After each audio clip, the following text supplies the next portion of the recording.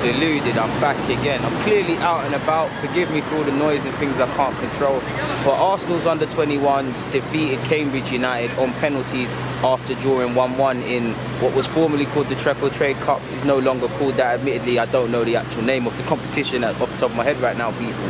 But for me, I'm proud of our boys, man. I'm obviously under 23s football just generally doesn't prepare, I feel, young players for want of better words, men's football games where it means something week in, week out. People are playing for 3 points, playing for their futures, playing for new contracts, trying to get out of leagues and playing in front of however many thousand people. There's a couple games at 23s level you see that, but generally I don't feel it prepares them enough. So this competition, we haven't advanced to it, we're out of it for next year. We've been quite disappointed generally in it for the last 2 years now. It gives a good sort of test for these young players, and for us, we're playing similar to Cambridge. Both sides are playing for pride in this competition now. Cambridge are on 0 points, Arsenal were third. We can't advance to the latter stages of it, so we're playing for pride. Going into the game, obviously John-Jules is back and he had a fantastic game. You don't know me, I'm a big fan of his and I hope he gets first team minutes. I feel Inca played well, I feel Matt Smith played well. I feel, is it Amole on the left, in the left wing back role, because we went 3 at the back. I think he played well.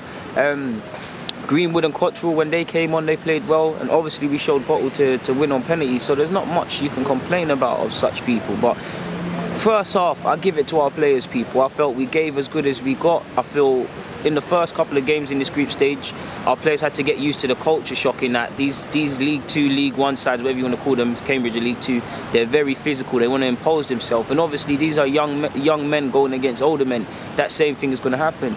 I don't necessarily think Cambridge were over-aggressive or anything, but they were giving it fairly and our players rose to that. I saw a spring in our step, I saw us fighting. What I like to see is that not everybody, we weren't forcing it, but whether it was the left backs, the midfielders, the strikers in Tyrese or Tommy, I can't say his name, Nathan Tormey, everybody was trying to play that killer pass. Everybody in possession was trying to make something happen, and I can't have been proud of my boys. I do think the first 25 minutes, away from just, I feel both teams played positive, probably lacking quality in the final third from both sides, because beyond good low-driven balls, in particular from our left-hand channel, there weren't really too many opportunities you can say that we took and shots we had at their keeper and things like that. So I think we did well. I think Tyrese is using his body well up front, marshalling the line. I'm liking what I'm seeing from the wing-backs. Man to a man, we're playing well. We're distributing the ball well from the back with the keeper. We're doing what we want, man. We're fighting for the cause. We're playing with freedom, and I'm impressed with the boys, to be honest, and how Lundberg's let them out there. 40th minute, we let ourselves down, people. Obviously, it's initially a goal kick, I believe. We make a foul. Cambridge United get a set piece. From that set piece, the ball is delivered into the box, in which our keeper spills it into the path of, and I cannot remember the Cambridge lad's name, Nibs, I believe. Now, forgive me for mispronunciation. Now, he's somebody that's fairly prolific at Cambridge United, if I remember it correctly from my research I was doing before I made this review and whatnot. So he's someone Lundberg and the culture staff probably briefed about the player, briefed about in regards to opposition players. And obviously, if a lot of these are going to kick on at Arsenal, going to the senior level, it's about undoubtedly that was probably said in the brief. We've allowed a poor goal. It's about learning from these things to move forward with, because if you do that at first team, it's different. So we let ourselves down 5 minutes before half-time. We've switched off, and that's why I like this competition, because sometimes you get away with it at 23's level. Against grown men or grown individuals, you don't. So 5 minutes from time, for as positive I feel the first half was, we go into it behind. And I feel it was a positive reaction from our boys. We're getting corners in the second half, we're pressing, we're playing with good fluidity. We're really playing like a side that wants to get, not just one to get us back in the game, but a couple of goals, people. The only thing Inca did poor today, well, in the game, is obviously sadly miss a penalty, but we went on to win. I feel he looks like a man inspired and trying to fight for the cause.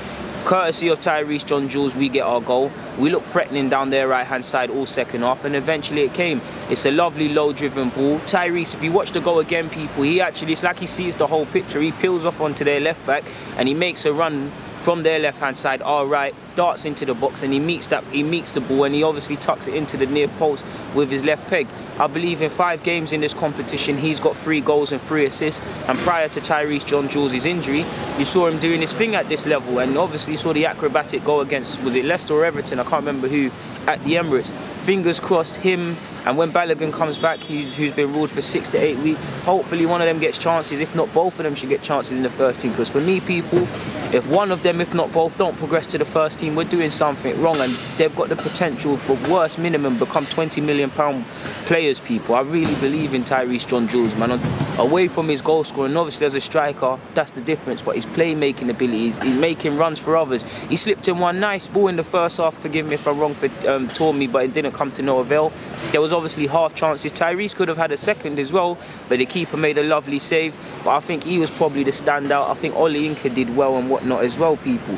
So we've got ourselves back in the game, and it's not the most prettiest of days to want to play football. It's raining, it's dark, it's late. Do you get it, people? There could be a million. Obviously, playing football is the dream, but there's a million things these players would probably be rather doing. Both sets of players, but it's about getting the result, and this is what these players have got to learn moving on to the first team. So we did quite well.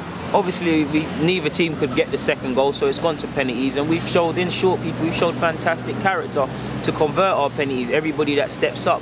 I believe Olienko missed his because he was the first one to take it. It is what it is. He had a good game, and he let himself and the team down for the penalty because he missed. But that's not me criticising him. These things happen, but it was fantastic character from our team to turn that penalty shootout around. Obviously, it doesn't mean anything because, like I said, we're playing for pride, and we're not going to be competing in this competition until next year. For me, it's a bitter blow because obviously I want to see us compete in every competition, potentially win it. Away from immediate results, it's obviously a good opportunity for young players to play against senior pros and what it's all about, especially for people like Tyrese John-Jules or Balogun, who wasn't there, because they can score goals at 23's level. When you're playing against this experienced centre-half, you immediately see what you're good at, what you're great at. It's a thing where, okay, you thought, yeah, I was good at this, I need to work on that, or I'm not good at this, I need to work on that. And that's what we need, people. I don't feel 23's football is generally the best facilitator for self-development, but we did what we could. Our under-21s obviously drew 1-1 and won on penalties. There's not much more to say.